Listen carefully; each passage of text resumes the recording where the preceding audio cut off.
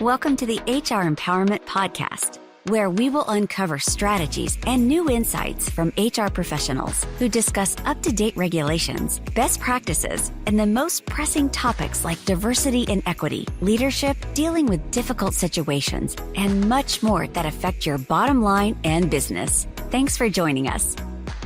Hey, everybody. Welcome back. It's Wendy Sellers, the HR lady with JC and Phil. Don't threaten me with a good time, Ms. Wendy Sellers, the HR lady. Let me tell you, Phil is amazing. This show is fantastic so far.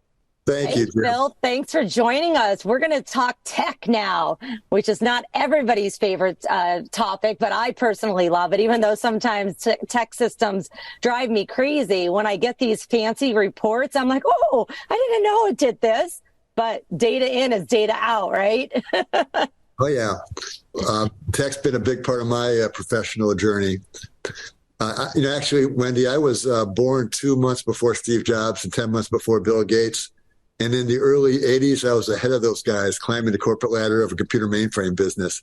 I did not know that. By the end of the decade, those two disruptive young punks came out of their garages and decimated our end business, and that's where I went to cable TV. All right. Well, I've been doing it for a long time.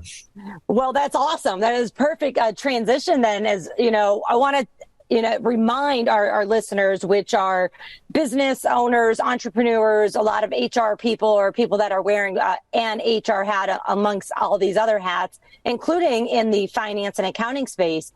Phil, when you are helping your current customers who are all over the world, not just in Florida, what information, like what real-time labor data do you wish you had or are you striving to get so that you could help better affect change in the people space?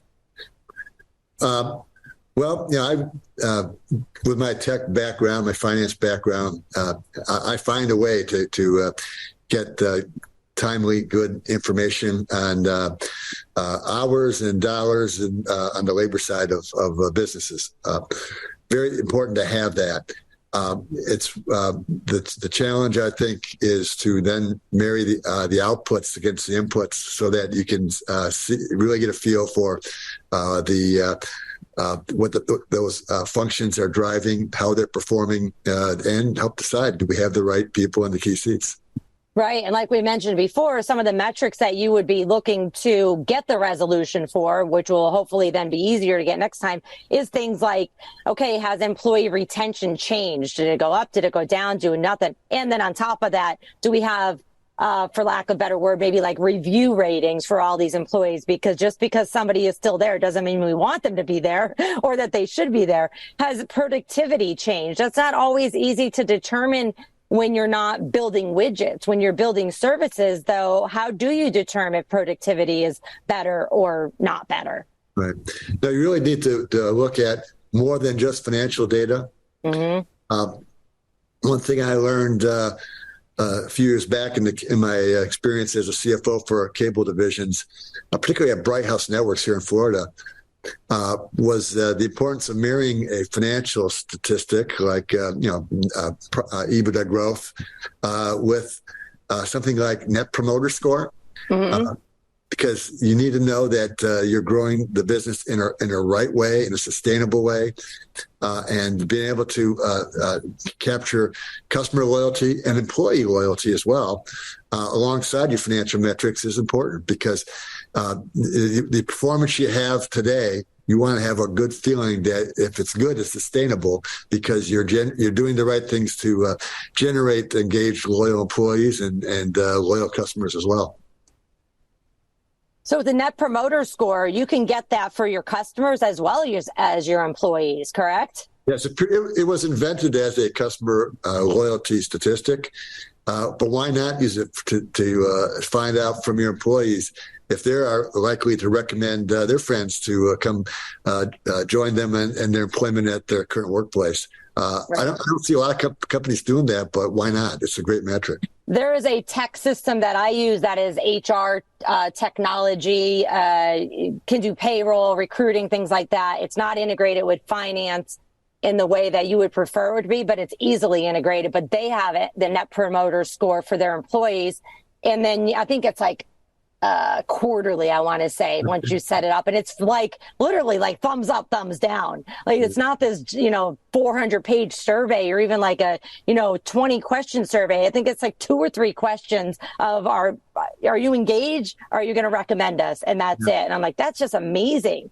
People can do it on their smartphone. And, even if they're in a bad mood that day and they say thumbs down, I want to know as HR, I want to know, because now you're not going to recommend me to customers or to other future coworkers, which means something's going on and you're not engaged, which means you're probably not producing.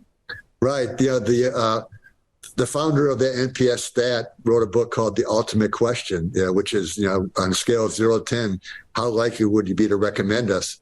But there's really an ultimate 2 questions, because the second question is always why. Yeah, I was just going to say that. Okay, why? Right. And then you're like, okay, brace yourself here, because you're about to get an answer.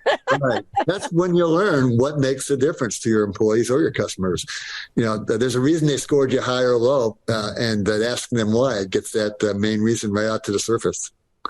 So we talked a little bit about, technology, and I know this is your space, but let's talk even more detail about why is it better to have an integrated finance and HR system, and what can our listeners, who are wearing the HR hat, what should they be asking for? Or, I don't even know if somebody came to them and said, we need an HRIS system, they should say, wait, we need an integrated one. What does that mean? Right. Well, when you have multiple systems, you have a lot of reconciliation work between them, a lot of wasted effort. The enterprise resource systems, ERPs, try to marry all the stats together so you save yourself a lot of reconciliation. You are coming off the same data source. But I got to say this about systems is that it's one leg of a 3-legged stool, the other 2 being process and people. And by far and away, the most important is the people. I always tell this story about my first 3 jobs as CFOs in the cable TV business. Cable TV in the 90s and the 2000s built itself up by doing a lot of acquisitions and then hiring the people like me to help put them together into cohesive operating units. And the first time I did that in Ohio in the early 90s, I came out of the computer business where we were blessed to have armies of programmers designing the systems of our dreams. And I was so unenthralled by the software they were using. So I asked, why would you stick with this? And they explained to me that in the cable business, you have 2 main operating system alternatives, A and B. And they were using A. And they told me, if you think A is bad, wait till you see B. That's not at all encouraging. 5 years later, I had an opportunity to create a new operating unit in South Carolina where the company had done 5 acquisitions, and the largest were using B, so they were all consolidating on system B. And they were saying, why don't we move to A? We think it's better. And I said, no, I've seen it. It's not worth all the conversion effort. So what happened then in 2000, after 5 years in South Carolina, I got an opportunity to be the CFO for Time Warner Cable in Tampa, which had a reputation of being the best operating unit in the company out of 40 divisions. And when I got down there, I was surprised to see they were using B. And not only that, they were loving it. They were doing things with it that no one in the country was doing.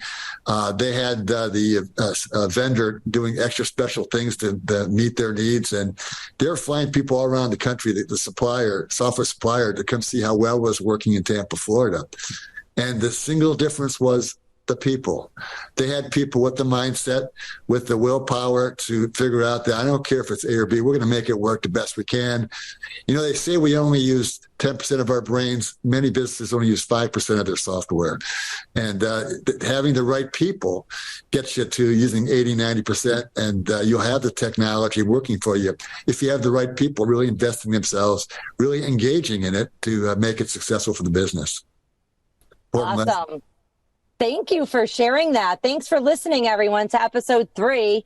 We are going to be back shortly to continue our conversation on the CHRO and CFO working together, and not just by shoving them in the room together, but using that technology and maybe sharing some stories to make it a win-win. Thanks for joining us. Thank you for joining the HR Empowerment Podcast, brought to you by Aurora Training Advantage. We hope you've gained new insight and strategies to navigate the HR profession. We look forward to you joining us again on the HR Empowerment Podcast.